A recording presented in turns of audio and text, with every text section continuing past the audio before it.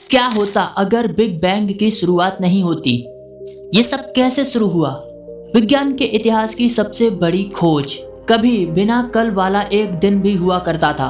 Big bang से पहले न आने वाला समय था और न ही बीता कल। ब्रह्मांड हमेशा से अस्तित्व में नहीं था।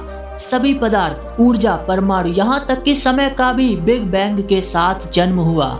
13.82 अरब साल पहले ये ब्रह्मांड एक विशाल आग के छोटे से गोले के रूप में अस्तित्व में आया, जिसे हमने बिग बैंग का नाम दिया। ये छोटा सा बिंदु अचानक फैल गया और धीरे धीरे ब्रह्मांड का विकास हुआ। समय अस्तित्व में आया, नए पदार्थ, तारे, ग्रह और उनके समूहों से आकाश गंगाएं बनी।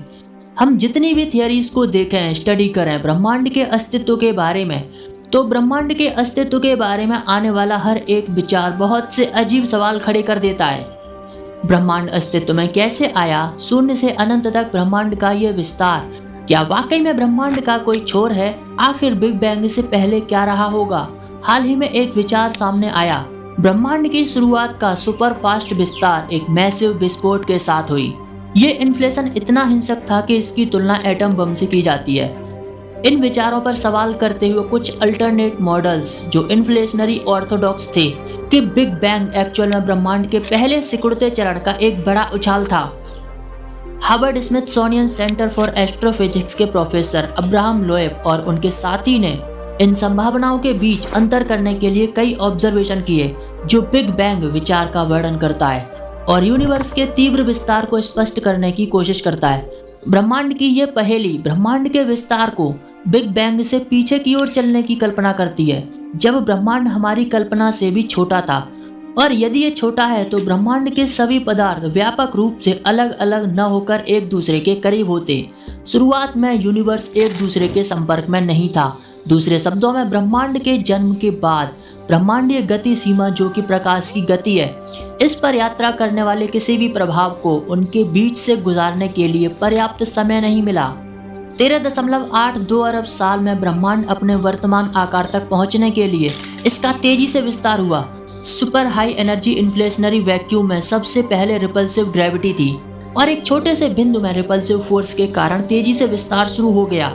और जितना अधिक रिपल्सिव फोर्स था, विस्तार उतनी ही तेजी से हुआ। जब ये इन्फ्लेशन वैक्यूम की मात्रा दोगुनी हुई तो अपनी ऊर्जा भी दोगुनी कर दी। लेकिन ये छोटा सा बिंदु जिसमें ये इन्फ्लेशन हुआ, उसमें ऊर्जा तो थी लेकिन पदार्थ नहीं था। लेकिन उस छोटे से बिंदु में क्वांटम परमाणुओं की सूक्ष्म दुनिया थी, एक क्वांटम दुनिया। और जब इस बिंदु में अत्यधिक ऊर्जा उत्पन्न हुई तो तापमान में भी बदलाव आया और यह क्वांटम दुनिया एक बड़े पैमाने पर अचानक फैल गई। अगर इस सूक्ष्म बिंदु में मौजूद क्वांटम दुनिया का मैप तैयार करें तो इस शून्य में बुलबुले बनते हैं, जिसमें मल्टीवर्स की संभावनाएं पैदा होती हैं। और ये बिग बैंग एक बार में होने वाली घटना नहीं थी। इन्फ्लेशन की शून्यता में आतिशबाजी की तरह बड़े बड़े धमाके होते रहे और पदार्थ, द्रव्यमान, समय धीरे धीरे अस्तित्व में आने लगे और ब्रह्मांड अविश्वसनीय रूप से फैलने लगा। इन्फ्लेशन शुरू होने के बाद ये प्रक्रिया चलती रही और अनगिनत तरीके से विस्तार होता रहा। हालांकि बिग बैंग से पहले इस सूक्ष्म बिंदु में एक लंबे समय के लिए ब्रह्मांडीय चरण चलते रहे और इस छोटे से बिंदु में ऐसे कई बिग बैंग हुए जिनकी संख्या अनंत है। इसलिए अगर देखा जाए तो इस ब्रह्मांड की कोई शुरुआत नहीं है। ऐसी कोई थियरी नहीं है जो ब्रह्मांड की शुरुआत को एक्सप्लेन कर सके। वीडियो खत्म। वीडियो को लाइक, शेयर एंड सब्सक्राइब करके जरूर जाना।